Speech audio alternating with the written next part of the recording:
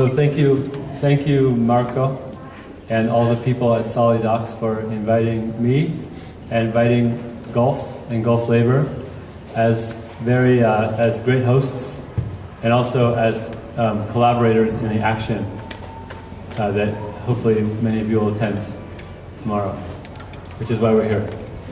So I want to talk about two different strands, and as a member of Gulf, who collaborates with these people you heard from,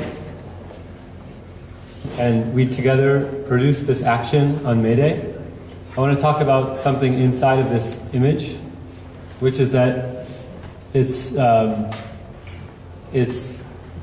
like an opening up of a space inside a museum, and it's a perspective on art, and somehow it also looks like, again, like somebody threw a lot of money onto the ground of the museum.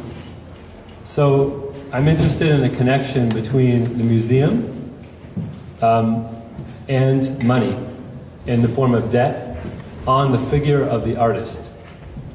So, and more specifically, on how museum and debt are forces of depoliticization in the neoliberal culture, how they function this way. Because I'm part of two groups. One is Occupy Museums. They came directly out of the park, the occupied park in 2011, and that's what I bring to Gulf.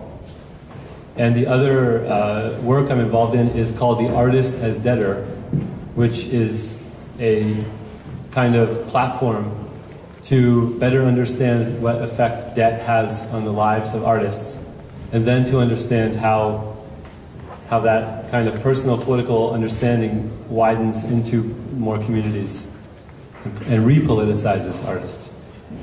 So, in a way, museums seem to be the public sphere, the way that, and from a perspective of an artist, they seem to be the kind of the long-term goal of one's career, looking not only to where you might show your work, but also to how you might be immortalized in history. And debt seems to be part of the private sphere, in which you are alone, especially in the United States. We have, we have a giant problem with personal debt. So almost everybody is deep in debt. And this seems to be your own self-identity as somebody sinking into a financial kind of swamp.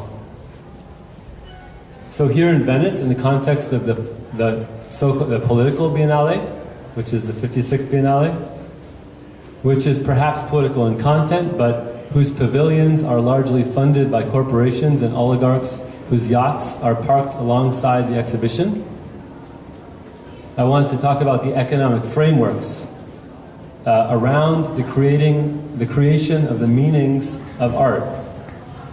And I understand art as in this context as something that's relies on institutions to be created. So I want to look at these frameworks and analyze how they block political agency. And what does it then mean to unblock the agency? For me, as an artist, I want to say it means an art practice. It means a different kind of art practice. And a practice that looks like a series of experiments, actions, occupied spaces, uninvited exhibitions with risk attached, which are in search of like net crawlers, which are searching for real power and privilege, real beauty and ugliness, lines that meander and stray through real solidarities. And I mention this with some confidence because I feel like right now, as a member of Gulf, we are existing inside of one of these lines of solidarity here in S.a.L.E Docs, having found collaborators and a way to work together in a common cause. And this is precisely the art practice I'm talking about, which is the unblocked art practice. So, Occupy Museums.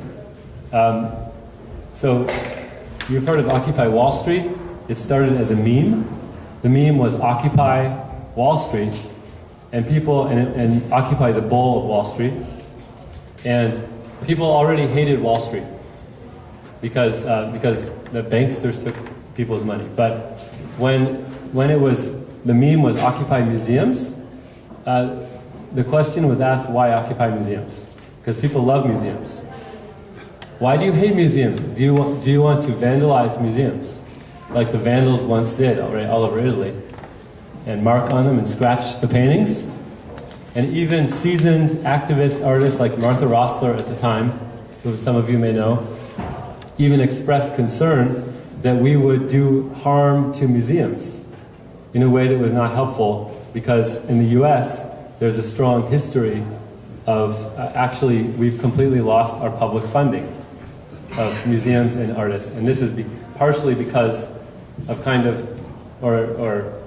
the story goes that it's because of some expressions and activism that took place in the 1980s and 90s during the culture wars. So there was a lot of skepticism about Occupy museums.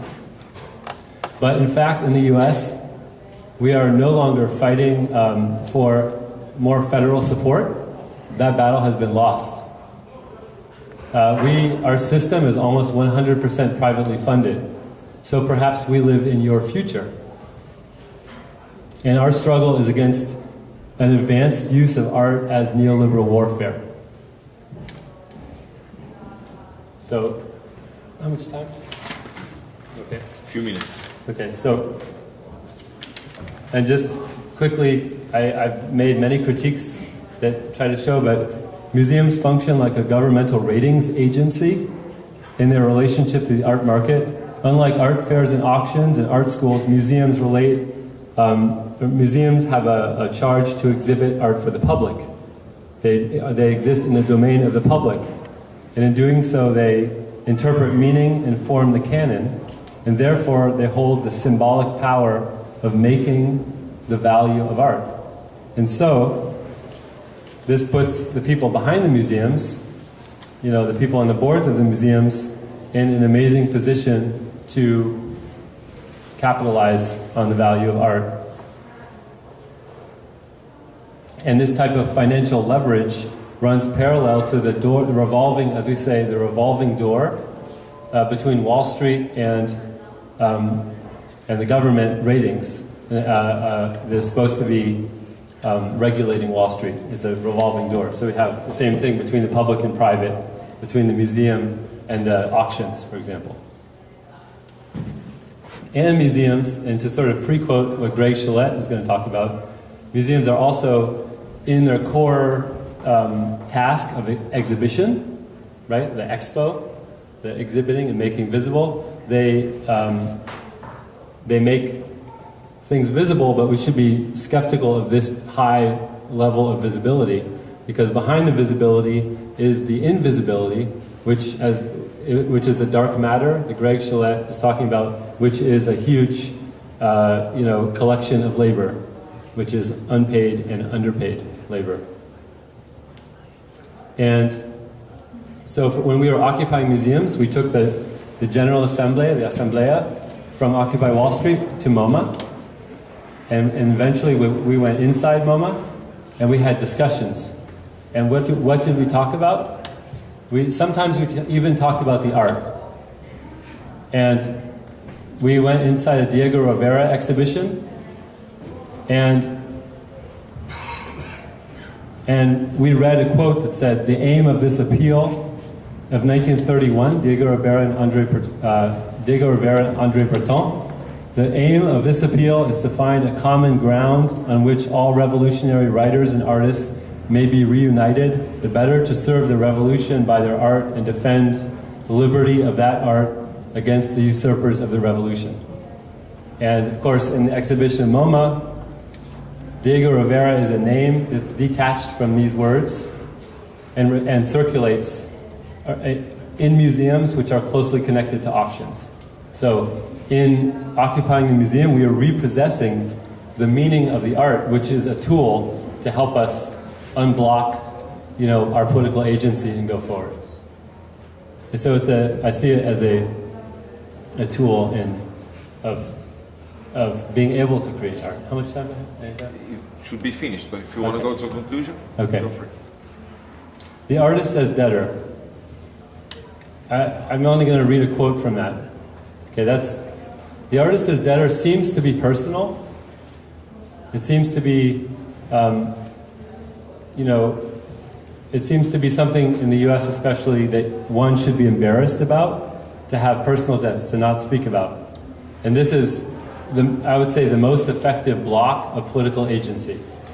Because all artists that I study with and know, a certain circle of artists, are gazing up at the museums, sort of hoping they'll be the one to get inside, and deep in debt, kind of slipping and not talking about it.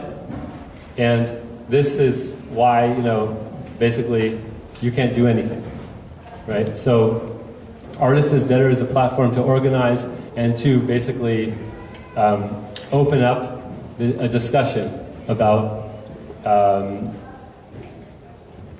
where political agency may be. And beyond that, as Amin was alluding to, the danger is to become the victim, because debt, the people who are artists and have debt are often a privileged group of people, a mostly white privileged group of people. And I talked recently to a friend who, an African American friend who was going to write something for the Artist as Debtor, and she was critical of the platform, because she said slaves in the US were privileged to have debt because often people would buy their freedom. If you were lucky enough to buy your freedom, you would go into debt to buy your freedom. So it's a kind of dialectic where debt becomes a privilege. So debt then is simply a understanding of your role inside of a connective tissue, and so in which we're all connected, in which we can't go forward until we see who we are and how we are connected to it. Thank you.